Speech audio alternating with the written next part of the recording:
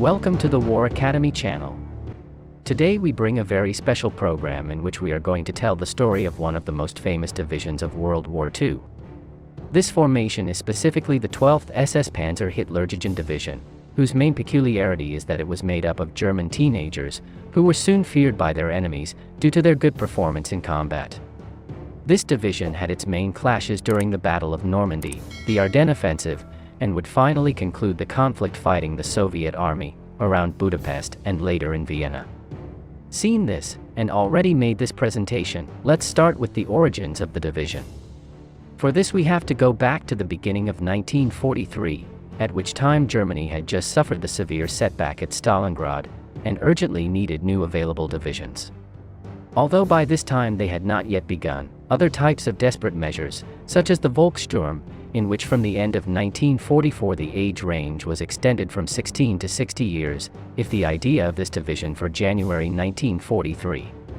After the approval by Himmler and Hitler, for February 10, 1943, the formation of this division was approved. In it, boys from the Hitler Youth born from 1925 had to be incorporated, so by that time they were between 17 and 18 years old. Later it was also extended to those born in 1926, reaching a minimum of 16 years of age. By the beginning of April, more than 2,000 boys had already been recruited, who had to have a good physical condition and a height of no less than 1.70 meters.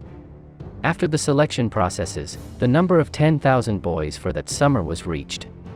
Since no one that age had combat experience, it would have been absurd for the unit commanders to have also been teenagers, so some 1,000 veteran soldiers who had already fought in other army units were transferred to them as officers and petty officers. Command fell to Brigadier General Fritz Witt, just 34 years old, who was transferred from the Leibstandarte Division. Already composed by September 1943 of 16,000 members, the boys of the Hitler Youth began their 6-week basic military training. Although at first it was thought that this formation was going to be a motorized division, it was soon modified, and became an armored division, being called from then on as the 12th SS Panzer Hitlerjugend Division. This second, more specialized training as an armored division, took place in Belgian territory and was able to end in March 1944 after receiving the qualification of fit for combat. Although at first this division was going to be sent to the Eastern Front, it was finally transferred to the north of France, due to the forecasts of the imminent Allied landing. At the time of the Allied invasion, on June 6, the division was composed of about 20,000 troops, which had just over 200 battle tanks and another 650 smaller armored vehicles. It must be taken into account that the Waffen-SS units were the ones that had the greatest favoritism when it came to arming, and this division had state-of-the-art battle tanks, such as the Tiger, Panthers, Panzers IV as the backbone, and multiple more categories.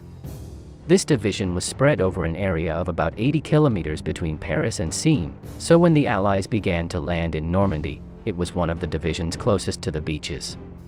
This meant that that same afternoon, about 8 hours after the first landings, the division received the order to go in its entirety towards Seine.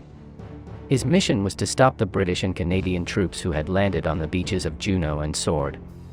As you can imagine, this journey was not easy at all because the Allied aviation had established an air perimeter in the area to stop any German reinforcement. Due to this, and after having their first casualties, they were able to reach the vicinity of Seine by June 6 at night. From that moment on, unable to approach the beaches because they would be destroyed by Allied naval artillery, the 12th SS Division was able to establish a defensive line west of Seine, which began to paralyze any Allied attack attempting to crossing. It was precisely during the day of June 7 when these guys laid the foundations of their reputation, destroying more than 28 enemy tanks and stopping a Canadian offensive in its tracks.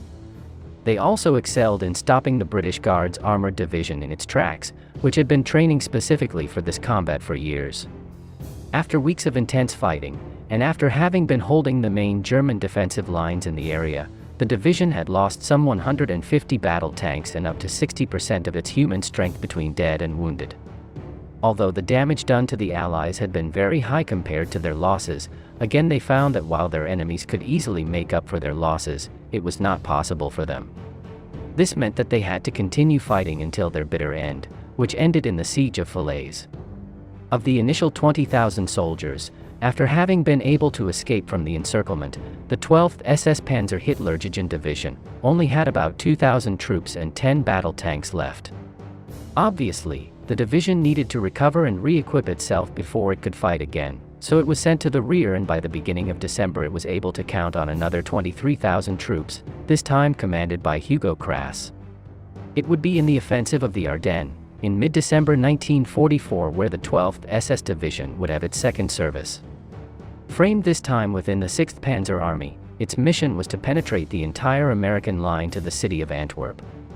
Despite the good performance of the division in the first battles, and as we saw in the program we did on the Battle of the Bulge, this offensive soon ended up stalling, and had to begin its retreat to the starting line by mid-January 1945. And finally, we come to the last destination of this division, being the southeast area of the Reich, in the territories of Hungary, and later in Austria. By the beginning of January 1945, this division was rearmed again, reaching 18,000 troops, with a total of 150 battle tanks, among which we can find 44 Fanters, 38 Panzers IV and the spectacular sum of 21 Tiger II. On this occasion, they participated in mid-February in Operation South Wind, successfully finishing off a Soviet bridgehead near Budapest. Later, and as we also saw here, they also fought in the Battle of Lake Balaton, where they were finally stopped by the Red Army. After this they occupied defensive positions on the Austrian border, but little by little they were displaced to the surroundings of Vienna. By the end of April, after heavy fighting, the division's remaining 10,000 troops were able to withdraw from the Eastern Front to surrender to the Americans on May 8, 1945. This was undoubtedly one of the last divisions to surrender in all. The German army, refusing even to raise the white flag at the time of its surrender. Despite having started fighting in the summer of 1944, when the situation for the Three Reich was very difficult, and they always fought in very adverse conditions, this division had one of the best military performances of the entire conflict. If you want to see two of the battles in which this division participated, I leave you in the description of this video the programs of both the Battle of the Bulge and the offensive at Lake Balaton. We end the program here, hoping that this video has been of great interest to you.